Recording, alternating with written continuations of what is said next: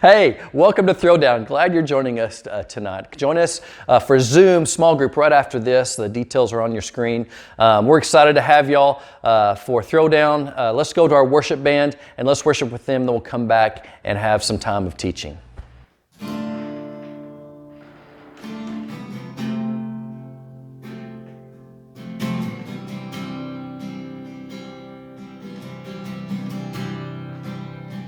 Caught up in your presence, and I just wanna sit here at your feet. I'm caught up in this holy moment, I never wanna leave. Oh, I'm not here for blessings,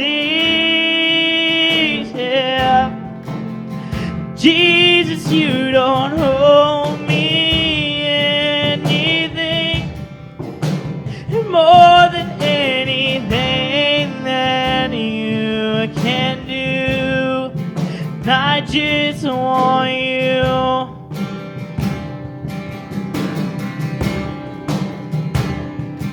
I'm sorry when I've just gone through the motions. I'm sorry when I sang another song.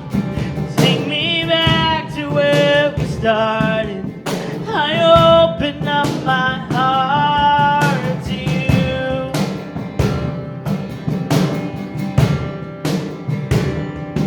I'm sorry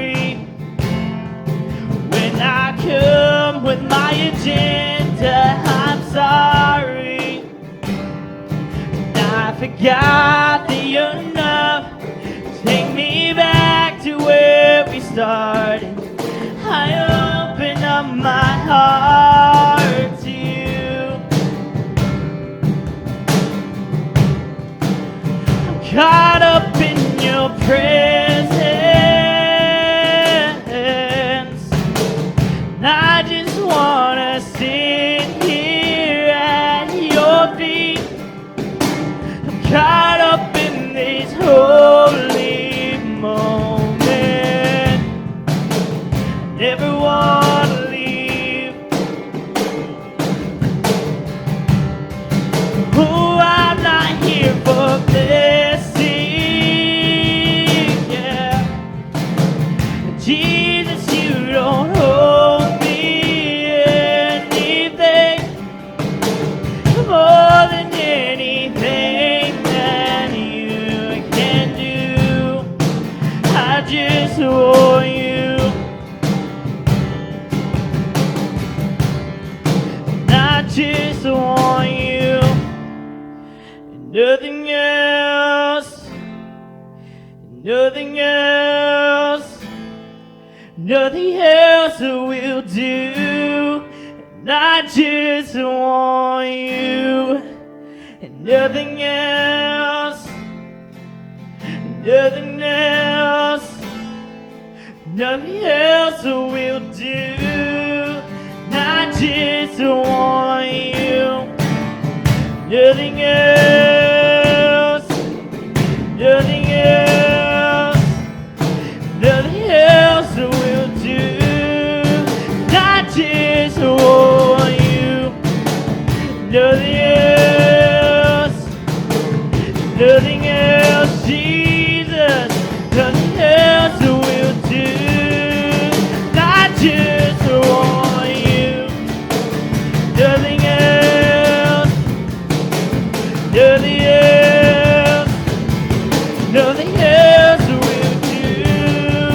I just want you, nothing else, nothing else, Jesus, nothing else will do.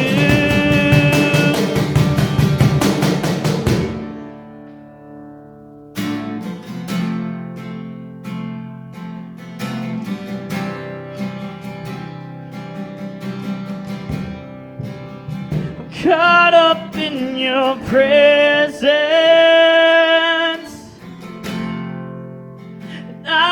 just wanna sit here at your feet.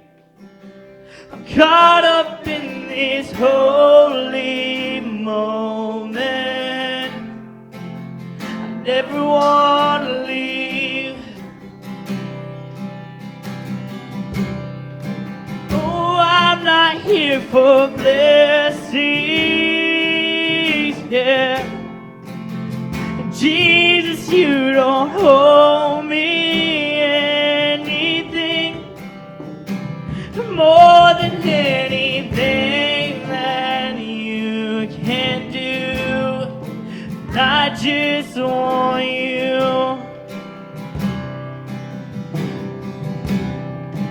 Oh, Jesus, you don't owe me anything more than anything that you can do, and I just want you. Hey, I don't have long, so here's just a quick heads up. Next week on the 22nd, we'll be having a drive-in service instead of an online service like we did this week. It'll be at First Baptist Church, Denison, Texas, and it'll be in the parking lot. Jason will be speaking, and we're also going to have Joel and Rachel Marsh leading worship. It'll be at 6 p.m., so you guys better show up. I'll see you then. Bye. On September 11th, 2001, 2 planes crashed into the World Trade Centers. It was an awful day for us who watched that and saw that live. The third plane, Flight 93, was another plane that was hijacked, but it never made it to its destination because the people in the plane rose up and fought against the terrorists and took the plane down with them without going into the Pentagon. We understand this word hijack because we live in these crazy times of terrorists and things that have happened. And we've been talking about fear and how fear does different things to us.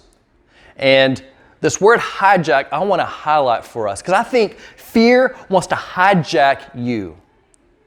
Fear wants to hijack you and me into believing something that's not true and taking us to a destination we don't want to go.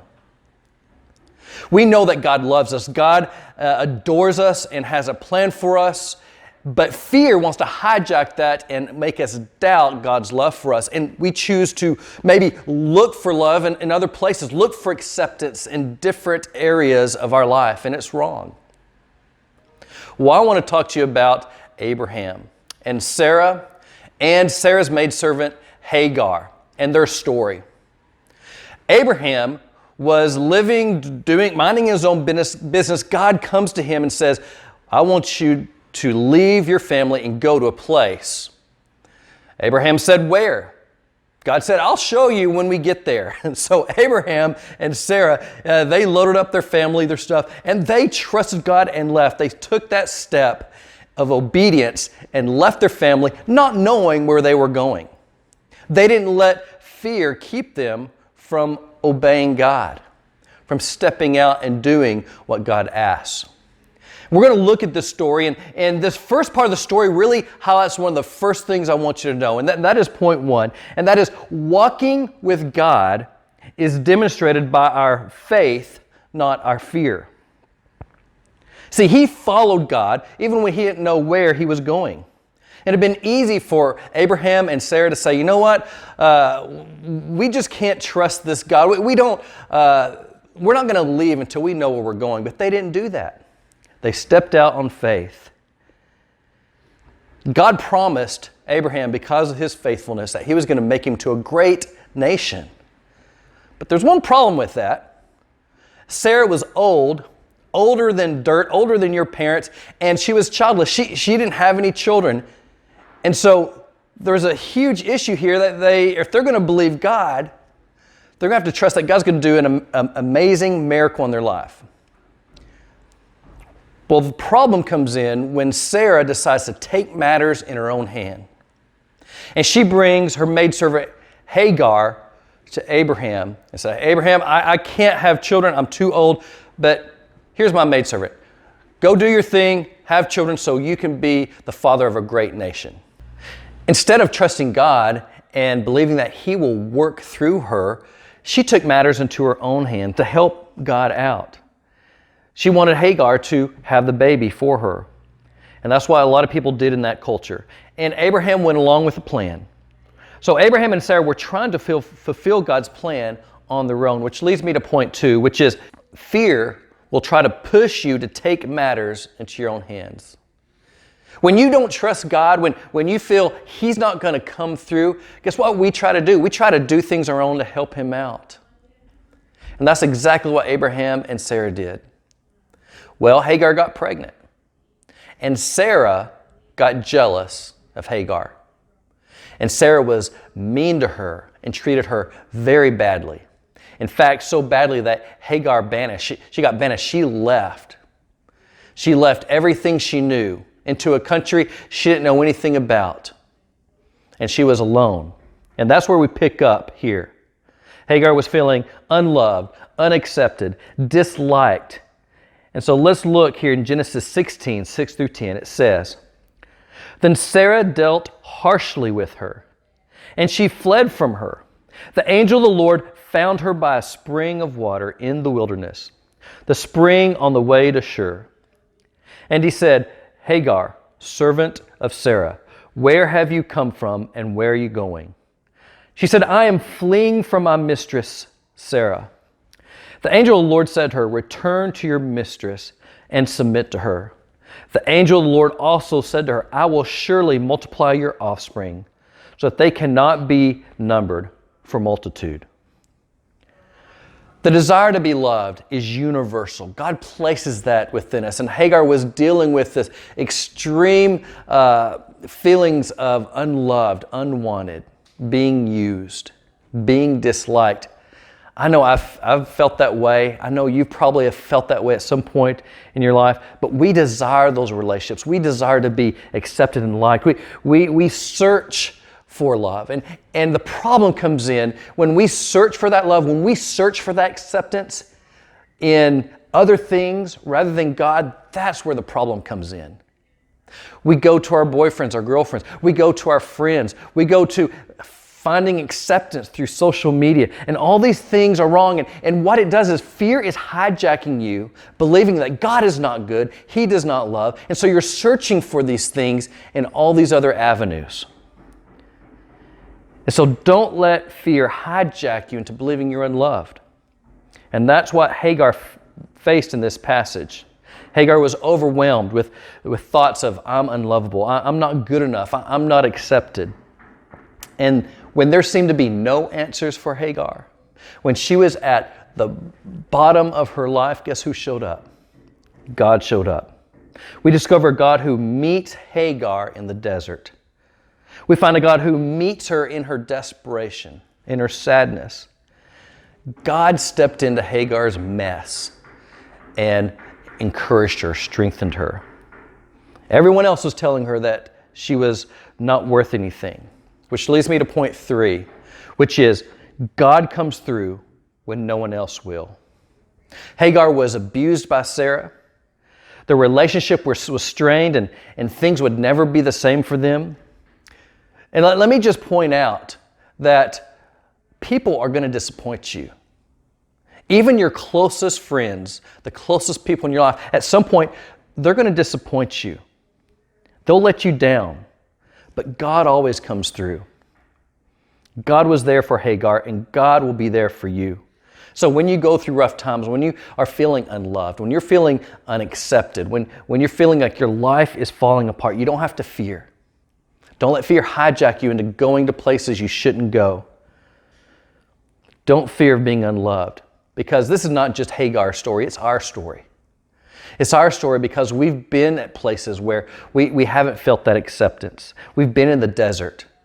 And just like God met Moses in the desert, just like God met Elijah in the desert, God met Hagar in the desert, God will meet you in the desert and strengthen you and encourage you if you'll listen to Him, if you'll understand that He is with you. He can help fear from hijacking your life. You know, relationships are tough. You know, we part of the teenage just life is finding boyfriends, girlfriends, and having those relationships. And let me tell you, relationships are hard because there's usually always a heartbreak. You know, 99% of the relationships you're in, that any of the kids are in right now, they're going to end up with someone being hurt unless you decide to get married and you're both happy forever. And that happens sometimes, but very rarely. But relationships are hard, and we take things so personal, especially when things get physical and things go to places that they shouldn't go, when God warns us not to go to have premarital sex and not to go in those places. It's meant for marriage. When we succumb to that because we're fearful that this person will leave, or we're fearful that we will never find anyone, that's where a big problem comes in. Because when that relationship ends and you're not emotionally ready to handle that, it can have huge consequences. But breakups are hard, and because of that, I wanted to bring a little levity into this. And so I've asked some of our guys to share with us some of the worst breakup lines that they know. And so watch some of these guys share with us these things. Roses are red, violets are blue. We're breaking up because I never loved you. Roses are red, violets are blue. Garbage is dumped, now so are you. Call me Matt Redman, because I got 10,000 reasons for breaking up with you. I was reading through the book of Numbers and I realized that I hadn't blocked yours yet. Those were horrible breakup lines, and I hope you don't use any of those. And thank you guys for submitting those and allowing us to be part of this. But understand that we tend to run to places when we're fearful that we shouldn't run to. And so when you are fearful of being unloved, of being alone, don't run to a guy, don't run to a friend, run to God. He will help you understand that fear and get you through it. We've learned in this series that fear is very deceptive, and it wants to hurt you, it wants to take you down, and is used by Satan to cause lots of problems in our life. I hope you learned this from all of these different throwdowns, is that run to God. Let God help you deal with your fear.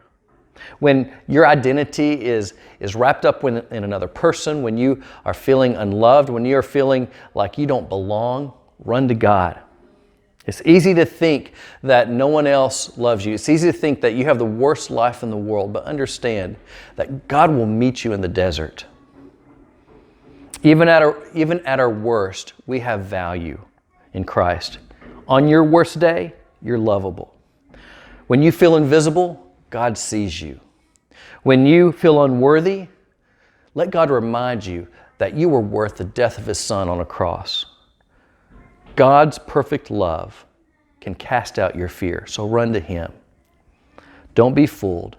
Don't let Satan take you down through fear. I love you guys. Thank y'all for joining. Hope you'll join our Zoom right after this, and someone is going to win free pizza. Hopefully not Blake again, but someone will win. Thanks. Bye.